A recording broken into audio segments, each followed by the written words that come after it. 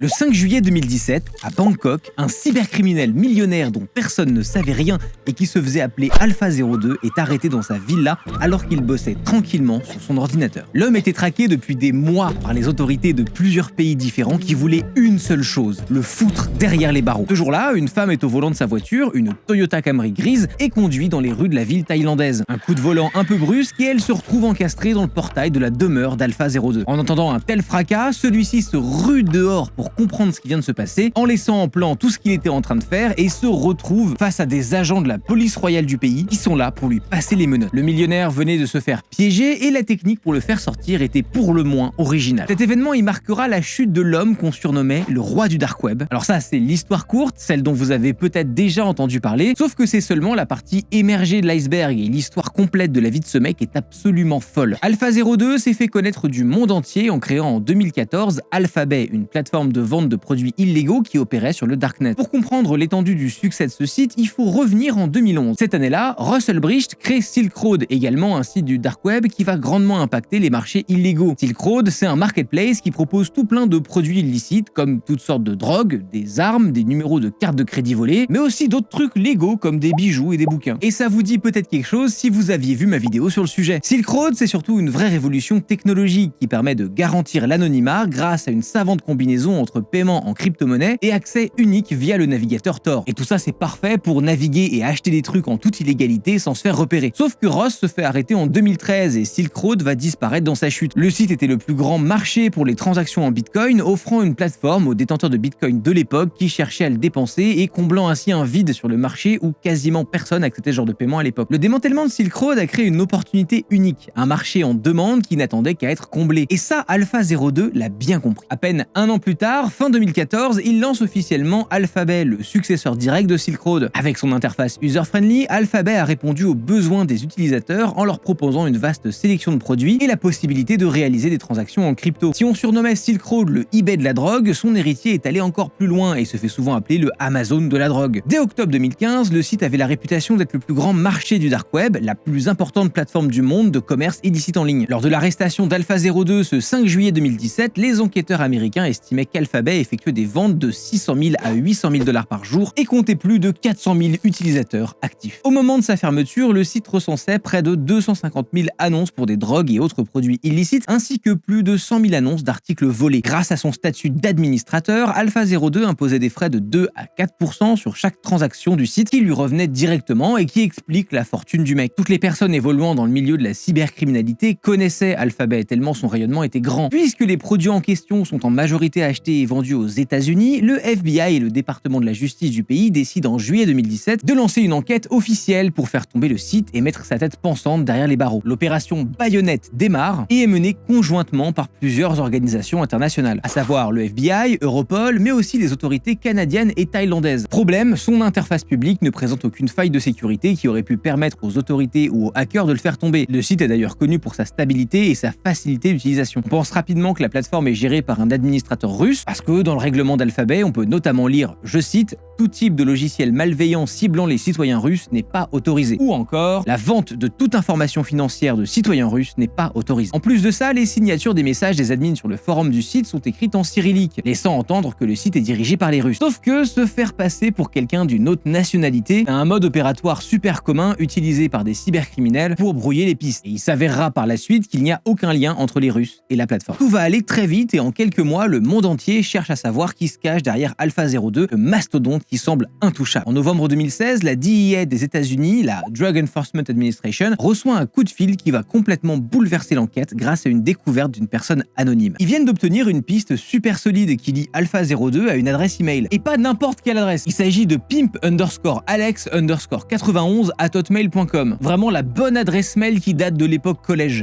Pardon, mais un cybercriminel à la tête d'un site les plus sécurisés au monde qui aurait laissé traîner une adresse email personnelle, comment un truc comme ça peut arriver? Et il se trouve que durant les tout premiers jours de la mise en ligne d'Alphabet, vous pouviez cliquer sur mot de passe oublié, comme on le voit un peu partout sur internet aujourd'hui. Et hop, vous receviez un mail pour réinitialiser votre mot de passe. Sauf que dans les métadonnées de l'email se cachait un indice. L'adresse qui envoyait ce mail de mot de passe oublié, c'était Pimpalex91. Probablement un vestige des tests avant la mise en ligne du site, mais une erreur qui va coûter très cher à AlphaZero2. Vous allez voir que c'est pas le pire truc qu'on a appris depuis. Les autorités qui galéraient depuis des mois à essayer de lier Alphabet à des potentiels cybercriminels russes et qui enchaînaient les fausses pistes, arrivent d'un coup plus facilement à retracer les actions d'AlphaZero2 sur internet et découvrent que le pseudo appartient à un jeune homme du nom d'Alexandre Kaz, qui s'écrit Kazes. Et pendant l'écriture de cette vidéo, ça m'a fait penser à Alexandre Calves, qui est gentil et qui n'a rien à voir avec tout ça. Le FBI le retrouve à Bangkok et, avec l'aide de la police royale thaïlandaise, procède à son arrestation le 5 juillet 2017. Mais l'arrestation d'Alexandre, elle est loin de conclure notre histoire. Faut savoir que la chute d'Alphabet et de son créateur a bouleversé le monde physique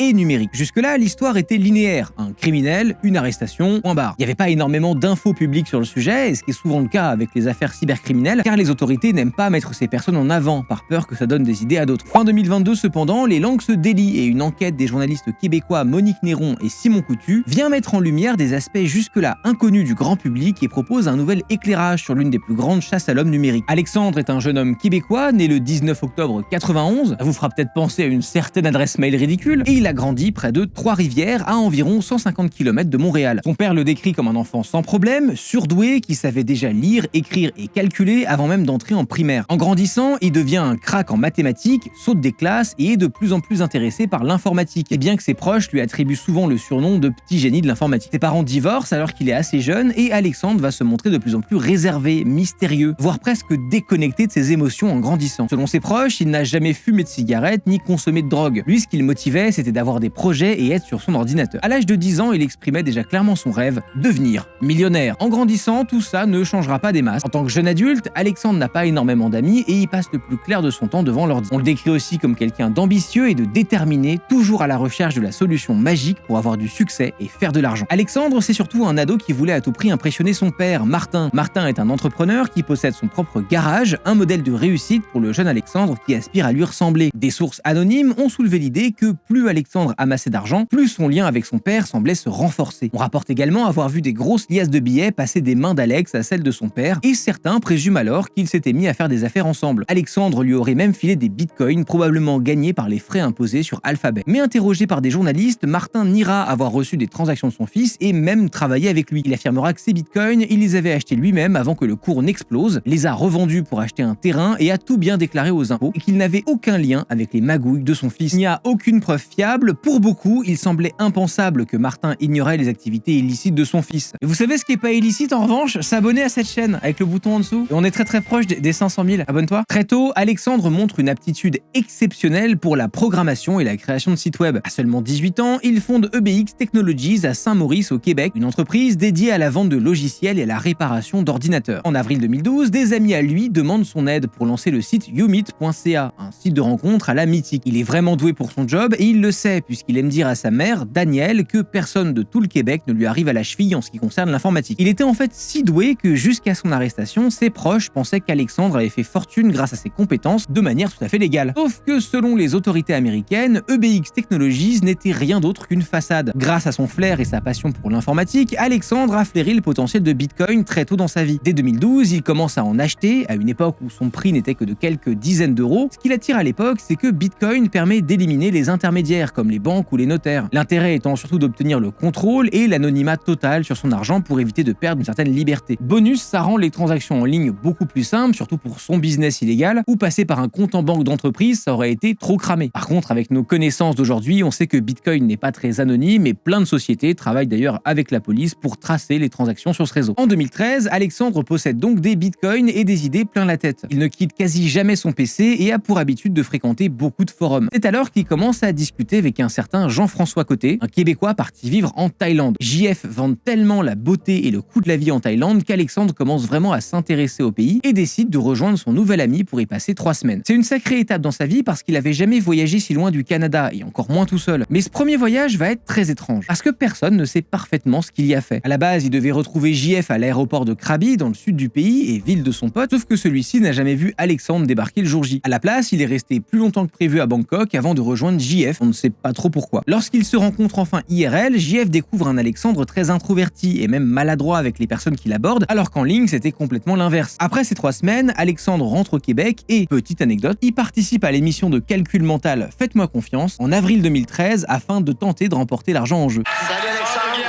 Salut, enchanté.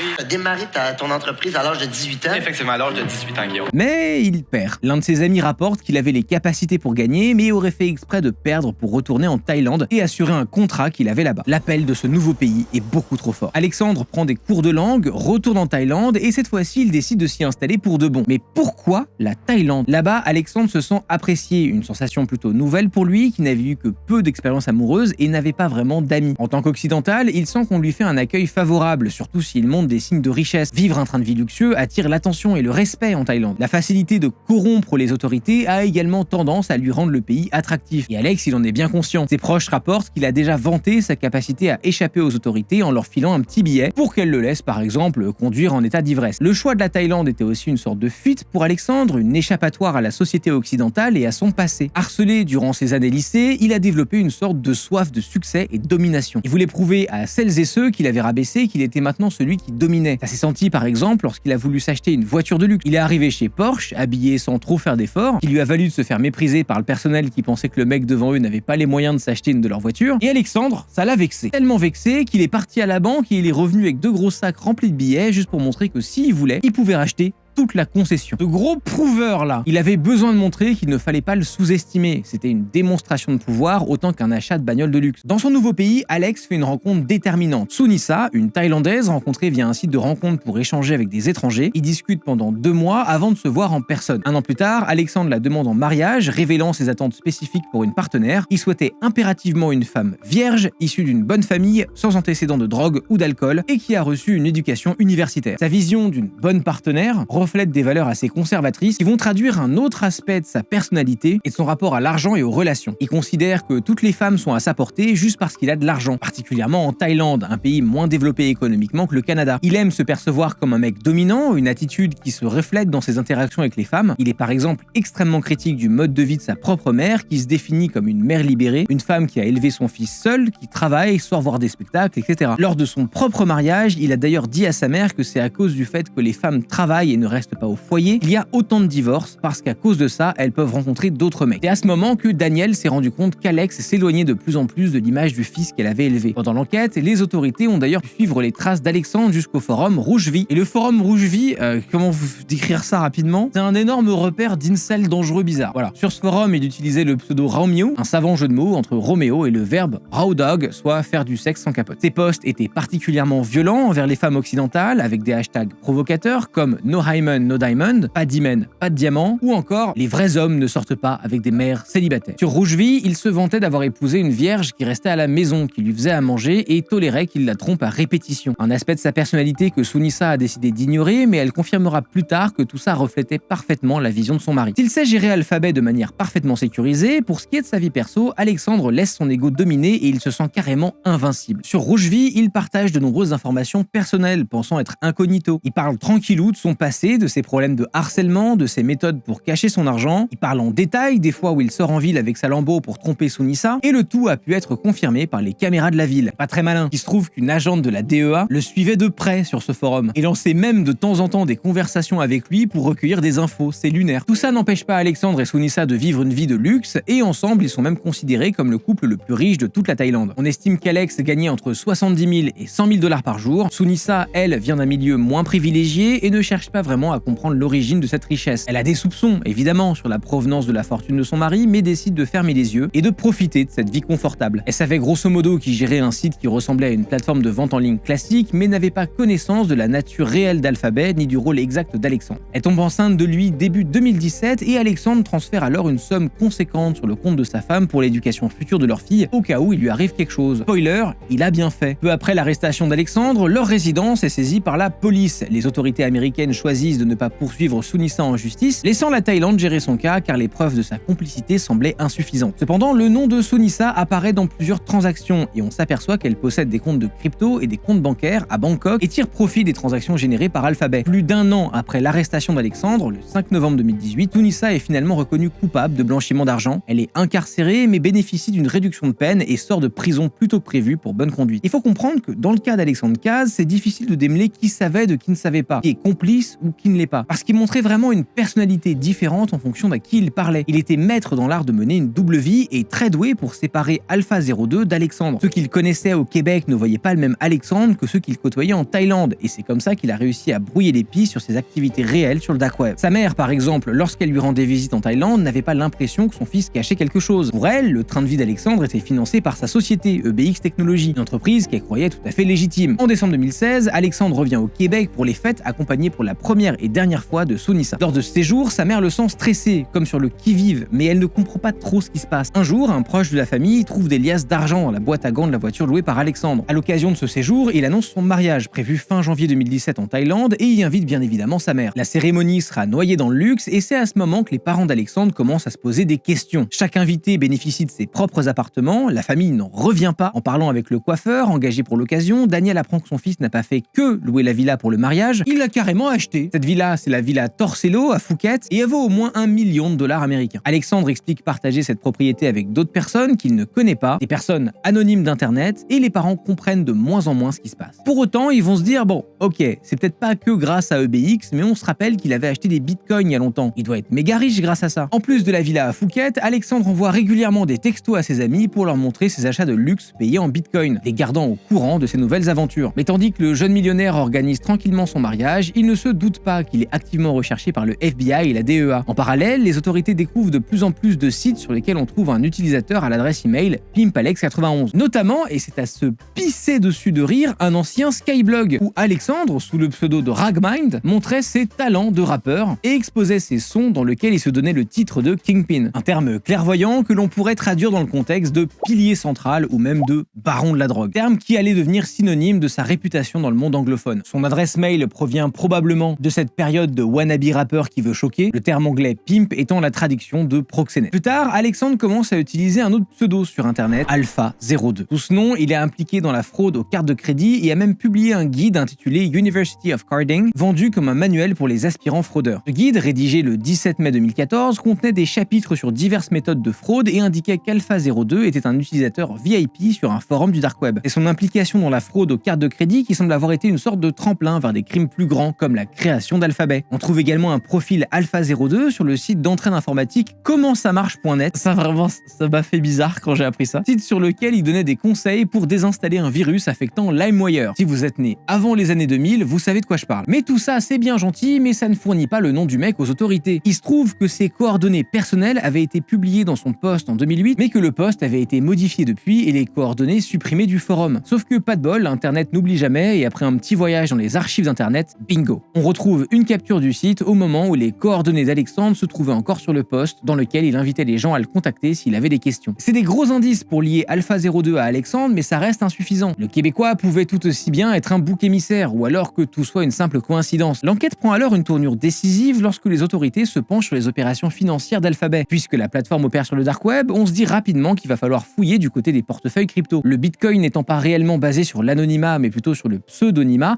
chaque transaction est liée à une adresse publique permettant de suivre la trace de l'argent entrant et sortant des portefeuilles numériques. Donc les transactions sont publiques et transparentes et grâce à ça, le FBI réussit à identifier les portefeuilles détenus par la team Alphabet simplement en repérant ceux qui opèrent des transactions de sommes énormes qui ne semblent pas correspondre à celles des vendeurs habituels qui gèrent des sommes en général moins élevées. Et là, bien sûr, les enquêteurs découvrent que toutes les transactions majeures ont un lien direct avec Alexandre et sa femme Sunisa. C'est à présent certain, tout concorde, le FBI a identifié le créateur et administrateur d'Alphabet. Le 6 janvier 2017 marque un tournant dans l'affaire Alpha 02. Les autorités américaines demandent l'aide de la Gendarmerie royale du Canada afin de les aider à dresser le profil du trifluvien. Oui, c'est comme ça qu'on appelle les habitants de Trois-Rivières, figurez-vous. Je suis fan. La GRC est surprise par cette requête car Alexandre n'est pas du tout connu de leur service. Maintenant qu'on avait son identité, encore fallait-il trouver sa localisation. Et c'est justement la GRC qui fournira l'information cruciale de sa vie en Thaïlande et aidera le FBI à réorienter ses recherches. Vous voulez savoir comment ils ont su qu'il habitait en Thaïlande? Accrochez-vous. Comme vous le savez à présent, Alexandre et sa femme sont revenus quelques jours rendre visite à sa famille au Québec pour les fêtes. Et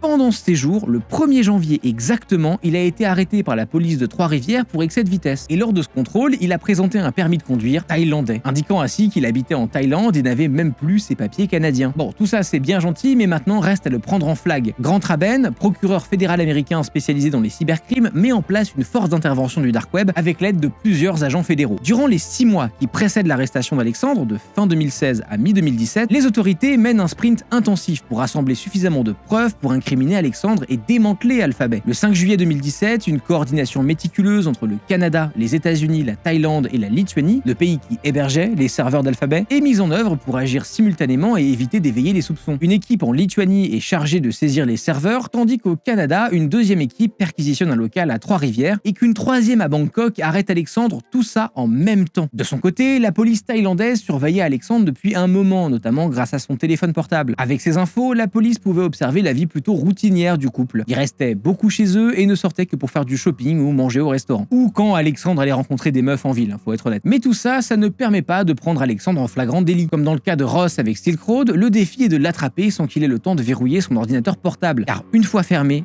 tout est crypté et impénétrable. La suite, vous la connaissez, une vraie scène de Fast and Furious dans les rues thaïlandaises, avant qu'Alexandre ne sorte de chez lui précipitamment, vêtu seulement d'un short de sport. À cet instant, les forces de l'ordre qui étaient restées cachées sont intervenues pour l'arrêter. Alexandre tente évidemment de fuir vers son ordinateur, mais il est rapidement maîtrisé et menotté. Les policiers réussissent alors à récupérer l'ordinateur déverrouillé, malgré les ordres d'Alex à sa femme pour qu'elle éteigne l'ordi. En plus, c'est parfait, l'ordi est ouvert sur une page d'Alphabet connectée avec son compte Alpha02. C'était la preuve irréfutable que les enquêteurs cherchaient. Tout comme je cherche à ce que vous sponsorisiez ces vidéos en me soutenant sur Patreon. Chacun de vos soutiens nous aide à continuer et vous avez des contreparties en échange comme les vidéos en avance. Le lien est dans la description. Le lendemain de son arrestation, Alexandre a l'occasion de parler avec des proches à lui. Malgré la gravité de la situation, il affichait une confiance remarquable. Il a assuré qu'il engagerait les meilleurs avocats et que sa richesse lui permettrait de s'en sortir sans problème. Pendant ce temps, à Washington, le procureur général des États-Unis Jeff Sessions déclare officiellement le succès de l'arrestation d'Alpha02. The takedown of the dark web market Alphabet.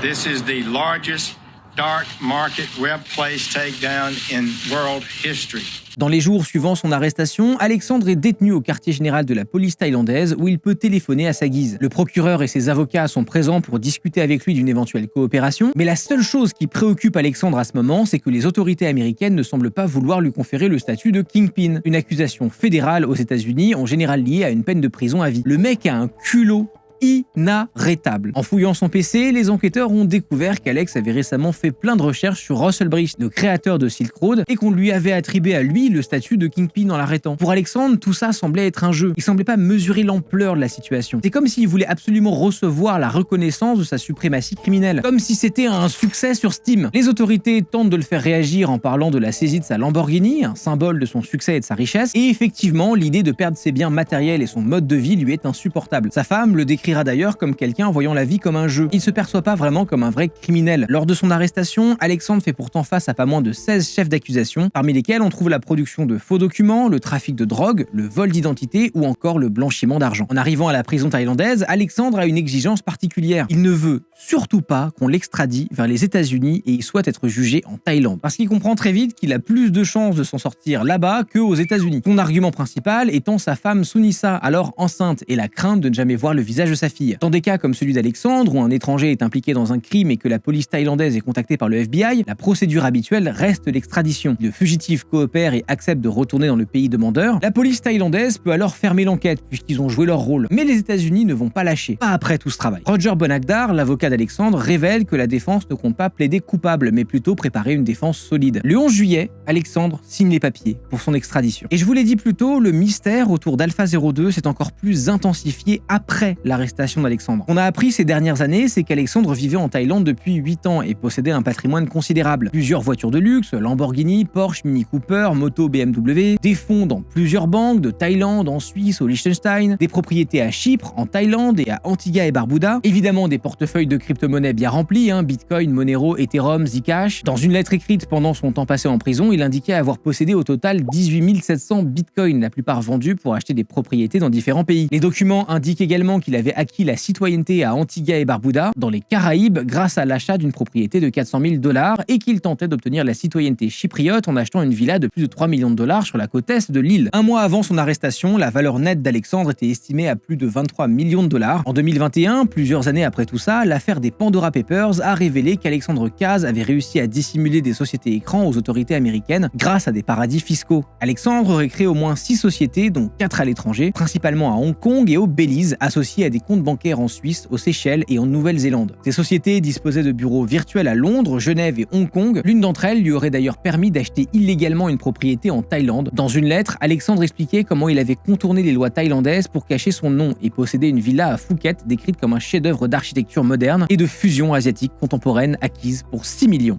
de $. Sauf qu'Alexandre ne sera finalement jamais jugé pour ses crimes parce qu'Alexandre est mort. Le matin du 12 juillet, une semaine pile après son arrestation, une agente de la DEA vient le chercher pour le transférer au palais de justice de Thaïlande afin de commencer le processus d'extradition. Mais quand elle arrive pour l'emmener, Alexandre ne répond pas. En ouvrant la cellule, les autorités découvrent qu'Alexandre s'est ôté la vie à peine 30 minutes plus tôt. Il aurait utilisé une serviette pour s'étrangler, accrochée à la porte de sa salle de bain. Cet acte reste incompréhensible pour beaucoup de personnes. Sa mère, Danielle, avait pourtant réussi à parler à son fils quelques heures auparavant pour lui témoigner son amour et son soutien, lui assurant qu'elle serait à ses côtés en Californie pour son procès. Et plus tard, le jour même, que des policiers toquent à sa porte pour lui annoncer la mort de son fils, âgé d'à peine 25 ans, avec pour seule preuve une photo montrant une civière entourée d'ambulanciers thaïlandais. Elle se précipite à Bangkok le lendemain de l'annonce et cherche à comprendre ce qu'il s'est passé. Pour elle, rien de tout ça n'a de sens. Les policiers lui montrent alors les vidéos de surveillance de la cellule et d'Alexandre dans ses derniers moments. Il semble cependant que les caméras de surveillance n'ont pas capturé le moment du décès en raison de leur angle, et donc il n'y a pas réellement de preuves visuelles de ce qu'il s'est passé. Avec une enquête d'une si grande envergure et des proches en deuil, les théories sur la mort d'Alexandre vont dans tous les sens. Sa mère, Danielle, submergée par la douleur et peut-être le déni, refuse de croire que son fils s'est ôté la vie. Certains pensent à un assassinat en soulignant le fait que l'arrestation d'Alexandre et la fermeture d'Alphabet étaient loin d'être bénéfiques pour tout le monde et que des personnes avaient sûrement perdu très gros dans l'histoire. Alors,